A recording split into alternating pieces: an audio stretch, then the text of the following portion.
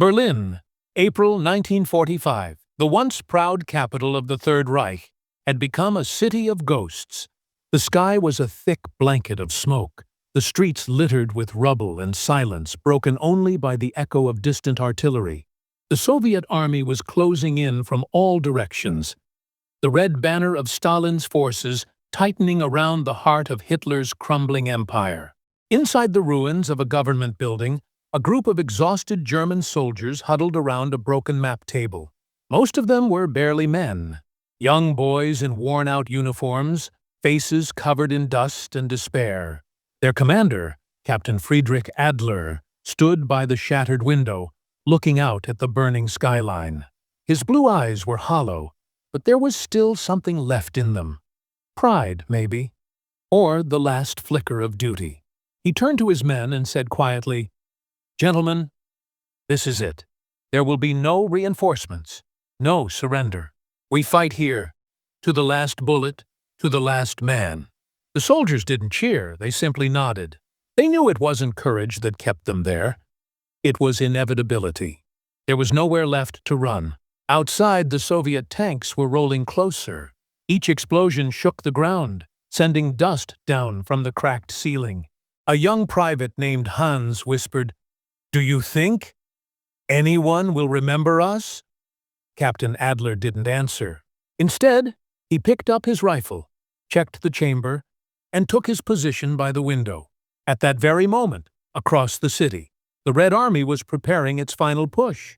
Marshal Zhukov's orders were clear: take Berlin at all costs. More than 2 million Soviet soldiers surrounded the city. A storm of steel, fire, and vengeance for every life lost on the Eastern Front. As the night fell, the small German unit received their final message from the High Command. A coded radio signal, barely audible through static. "Berlin must not fall. Hold your position." But everyone knew the truth. Berlin had already fallen. It was just waiting to be declared dead. By midnight, artillery fire lit up the sky like lightning. The building where Adler's men hid began to crumble piece by piece. The men returned fire through shattered windows, rifles trembling in their hands. They weren't fighting for Hitler anymore, not even for Germany. They were fighting because they couldn't accept that everything they believed in had turned to ash. A shell hit the lower floor, and half the wall collapsed. Smoke filled the air. In the chaos, Adler shouted, "Medic! Get to Franz!" But there was no medic left. Franz lay motionless, eyes staring at nothing. The silence that followed was heavier than any bomb. In a corner, Hans clutched a photograph of his mother, whispering prayers he had forgotten years ago. Adler placed a hand on his shoulder and said softly, "We hold until dawn. That's all that's left." And so they did. Hour after hour, through the darkness, surrounded and outnumbered, these doomed soldiers fought with everything they had. Outside, the Red Army advanced, unaware that inside one broken building, a handful of men were making their final stand. Not for victory, but for remembrance. When the first light of dawn broke through the smoke, the last German gunfire echoed across the empty streets of Berlin. No one knew their names, no one knew their story. But beneath the ruins, their legacy was sealed, the final breath of a dying empire. As dawn painted the smoke-filled sky with shades of orange and gray, Berlin lay in ruins. The once grand city, a symbol of power, now looked like a skeleton of brick and fire. Columns of black smoke twisted upward, mingling with the faint cries of civilians hiding in cellars. And amid the chaos, Soviet tanks rolled forward like mechanical beasts, their steel treads grinding the city's bones into dust. Inside a bombed-out district near the Reich Chancellery, Captain Adler's platoon still held their ground. They were cut off from all communication, low on ammunition, and surrounded on 3 sides. The air reeked of gunpowder, blood, and hopelessness. From the distance came the deep rumble of Katyusha rockets, the Stalin's organs that rained down destruction wherever they struck. Each blast sent tremors through the earth. Windows shattered. Dust poured down like snow. The ground shook as though the city itself wanted to bury its own shame. Adler crouched behind a collapsed pillar, scanning the street through his binoculars. Dozens of Soviet infantrymen were advancing through the smoke. Cautious, methodical, fearless. Behind them, a tank turret turned, its barrel swinging toward the building. "They're coming," Adler muttered, his voice rough from smoke and exhaustion. "Positions, everyone. Wait for my signal." The men obeyed. 5 soldiers left now. Hans, the youngest, trembling as he loaded his rifle. Otto, with a wounded arm wrapped in a bloodied bandage, and 2 others who hadn't spoken for hours. Their faces were blank, the look of men who had already accepted death. The tank fired. The explosion threw Adler to the ground. His ears rang. When he opened his eyes, the front wall was gone. A gaping hole where sunlight and dust poured in. 2 of his men were dead. Otto was gone. For a moment, Adler just sat there, staring at the empty space where his soldiers had been seconds ago. Something inside him broke, but he didn't have time to feel it. Through the smoke, Soviet troops were now entering the ruins, their rifles raised. Adler lifted his weapon, took aim, and fired. The firefight was brutal. Short bursts of gunfire echoed through the destroyed hallway. Bullets chipped concrete, shattered glass, and tore through walls. The Soviets moved in like shadows, clearing room after room, their boots crunching over debris and shattered helmets. Hans was hit, a single shot through the chest. He fell backward, clutching his mother's photo, whispering, "I'm sorry," before going still. Adler froze for a heartbeat, his jaw tight, then kept firing until his rifle clicked empty. He ducked behind cover, reloading with trembling hands. Each breath felt like fire in his lungs. He knew this was the end, but there was still something he had to do. Reaching into his coat, Adler pulled out a small folded map, not of Berlin, but of the tunnels beneath it. A network of secret passages built to evacuate officers and transport stolen artifacts in the war's final days. He had been ordered to destroy the entrance so nothing of value would fall into Soviet hands. But now, he realized there was another reason to go down there. As the Soviets stormed the building, Adler shouted his final command to the last surviving soldier. "Fall back! Through the basement! Go!" The soldier hesitated. "Sir, you're not coming." "Go.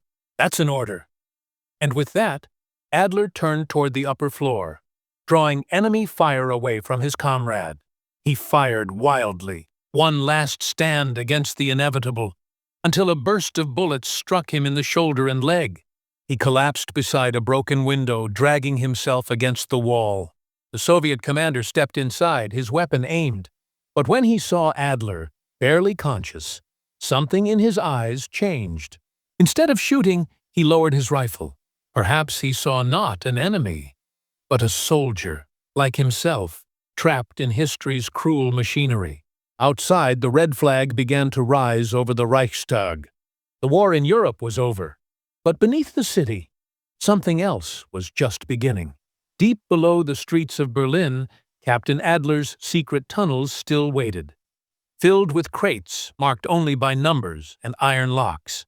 Inside them were files, gold, weapons, and perhaps secrets that the world would never be meant to find. And that's where the mystery begins. 2 days after the red flag rose above the Reichstag, the city of Berlin had fallen silent. The thunder of war had faded, leaving behind a ghostly calm, broken only by the crackle of burning buildings and the echo of distant cries. Soviet patrols moved through the rubble-strewn streets, searching for survivors or secrets. Among them was Lieutenant Sergei Volkov, a young Soviet engineer known for his sharp instincts and calm under pressure. His unit was assigned to secure the ruins near Wilhelmstrasse, the same area where Captain Adler's platoon had made their last stand. Most soldiers thought the battle there was over. Sergei wasn't so sure. The entrance to the building was still smoking, walls blackened by explosions. But as Sergei's flashlight swept across the wreckage, he noticed something strange. a section of the floor that seemed too clean, as if the dust had been disturbed recently. He knelt, brushing away debris, and there it was, a metal hatch, half buried under bricks. "Comrade," he called out to his superior, "this isn't a basement door. It's reinforced, military design." The officer frowned, motioning for two men to pry it open. It took all their strength and a crowbar. But finally, with a metallic groan, the hatch lifted, releasing a cold draft of air that smelled of iron, oil, and decay. A stairway descended into darkness. The soldiers exchanged uneasy glances. The war might have been over, but down there, it felt like something was still alive. They descended slowly, flashlights flickering over the narrow walls. The air grew colder, heavier, almost suffocating. Every step echoed like a whisper from the dead. The deeper they went, the more they realized this was no ordinary bunker. The walls were lined with steel pipes and electric cables, and strange markings, coordinates, symbols, dates, were etched into the concrete. At the bottom, the passage split into 3 corridors. Sergei led them forward. They passed rows of abandoned bunks, rusted helmets, gas masks hanging like lifeless faces. Old typewriters sat on tables covered in dust. On the walls, propaganda posters still clung by a corner. Victory or death? The ink faded, but the message still screaming from the past. Then they found the first room. It was filled with crates, stacked to the ceiling, each marked with a black eagle insignia and sealed with wax. Sergei pried one open and froze. Inside were gold bars, hundreds of them, each stamped with European mint marks. Another crate held jewelry, watches, silverware, clearly stolen from occupied countries. The soldiers gasped, their flashlights trembling as the reflection of the treasure shimmered across the room like sunlight on water. "My God," whispered one of them. "This could fund an entire army." But Sergei's eyes weren't on the gold. He was staring at a small box in the corner, marked only with a single red cross. When he opened it, he found sealed vials, metal containers, and files labeled Project Morgenlicht, Project Morning Light. His heartbeat quickened. These weren't valuables. They were scientific experiments. Inside the files were records, names, numbers, locations, and photographs of human subjects, victims of something far darker than war. Notes described tests conducted underground, attempts to find a chemical formula that could make soldiers resistant to fear and fatigue. But the results were horrifying. They were testing it on their own men, Sergei whispered. Some of them didn't die. They changed. Suddenly, from the far end of the tunnel came a faint metallic sound. A clang, like a door being shut. Everyone froze. They turned their flashlights toward the corridor, their rifles ready. The air seemed to tighten around them. Another sound, footsteps. Slow, dragging. Sergei raised his weapon. "Who's there? Identify yourself." No answer, only the echo of movement, coming closer. Then, silence. They advanced cautiously, beams of light cutting through the dark until they reached a heavy steel door, half open. Scratched into the surface were words in German. Verboten, do not open. One of the soldiers, nervous but curious, pushed the door further. The hinges screamed. Behind it, another room. And what they saw inside would haunt them forever. Rows of metal chambers, large enough for a man to fit inside, lined the walls. Some were still sealed, others were open. And inside, skeletal remains slumped against the sides, hands frozen in clawed positions, as if they had died, clawing to escape. The smell was unbearable. But worse than that was the realization. These weren't prisoners. They were soldiers, the same soldiers who had vanished during the final defense of Berlin. Sergei stepped back, his flashlight shaking. "Dear God." "They locked them in," he murmured. "They locked their own men underground." The Soviet commander turned pale. "Seal this place," he ordered. "No one must know." But Sergei knew that what they found wasn't just a secret. It was a mirror, a reflection of how far humanity had fallen in the darkness of war. As they climbed back toward the surface, the silence of the tunnel seemed to follow them, whispering through the air like the ghosts of the doomed soldiers still standing guard below. The soldiers who descended into that bunker beneath Berlin thought they were just securing a war relic. But what they found that day, the gold, the experiments, and the skeletal remains, was something far more sinister. It wasn't just the story of a failed empire, it was the story of what that empire tried to hide. When Lieutenant Sergei Volkov and his unit emerged from the tunnels, the sun had already set over the ruins of Berlin. The city above them was dead. Yet somehow, what lay beneath felt even more alive. The smell of rust and death clung to their uniforms, and the images, the gold crates, the metal chambers, the twisted bones, were burned into their minds forever. The Soviet command quickly took control of the site. Orders came from the highest level. Classify everything. Nothing leaves this ground. The crates of gold were loaded into trucks under the cover of night, driven east toward Moscow. The vials and research files were sealed in steel containers marked Top Secret. Even the dead were removed, buried in unmarked graves outside the city. And just like that, the bunker disappeared from history. But some memories refused to be buried. For years after the war, rumors spread among Soviet soldiers, whispers of a secret ghost tunnel beneath Berlin, where strange experiments took place during the last days of the Reich. A few who had been there couldn't sleep. They spoke of nightmares, of hearing muffled screams echoing through the tunnels even after the site was sealed. Others swore they saw shadows move in the dark when no one was there. Lieutenant Sergei Volkov was one of them. He tried to forget, but he couldn't. Years later, while working as an engineer in Siberia, he began to write a diary, describing everything he saw that day in Berlin. He detailed the gold, the chambers, the Project Morning Light files, and the strange inscriptions on the walls that seemed almost ritualistic. One entry read, "They said the experiments were meant to make soldiers stronger. But I saw the truth. They were trying to make them fearless. Instead, they made them monsters, not of body, but of soul." Volkov's diary was never published. After his death in 1963, it vanished, reportedly seized by Soviet intelligence. Some historians believe those writings might still exist, locked in a forgotten archive somewhere in Moscow. Others think they were destroyed, erased to protect the image of a war long over. But traces of that hidden world still surface. In 1991, when the Soviet Union collapsed, a few declassified documents referenced an operation called Iron Vault. It described an underground facility beneath Berlin, containing sensitive materials of both scientific and ideological significance. The report ended abruptly, stamped with the words, "Property of the state. Do not investigate." That phrase was enough to spark decades of speculation.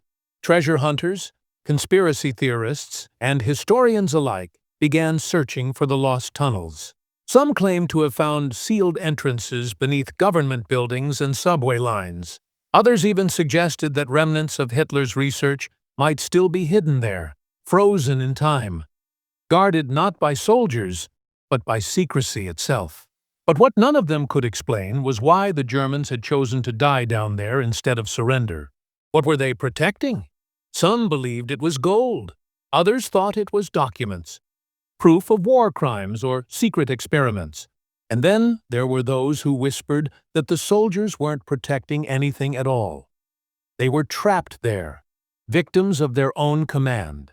According to one eyewitness account, a Soviet sapper named Viktor Ivanenko, his unit discovered something that night Volkov never wrote about.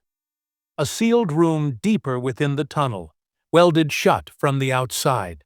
When they tried to cut it open, the air inside was so toxic they had to retreat. But before they sealed it again, Ivanenko caught a glimpse of what was inside. 3 men sitting upright against the wall, uniforms still on, eyes open, as if they had died waiting for orders that never came. He would never speak of it publicly again. Today, the location of that bunker is unknown. Some say it was destroyed during Reconstruction. Others insist it was simply covered up, that the government knew and chose to forget. But one thing remains certain. Berlin's final defenders didn't just fight to the death. They fought to bury something the world was never meant to see. And perhaps that's the real mystery of their last stand. Not why they stayed, but what or who they were staying to protect. Because in the heart of a ruined city, under the ashes of a fallen empire, the ghosts of Berlin's doomed soldiers may still stand guard, waiting in silence, in the dark, in the tunnels that history refused to remember.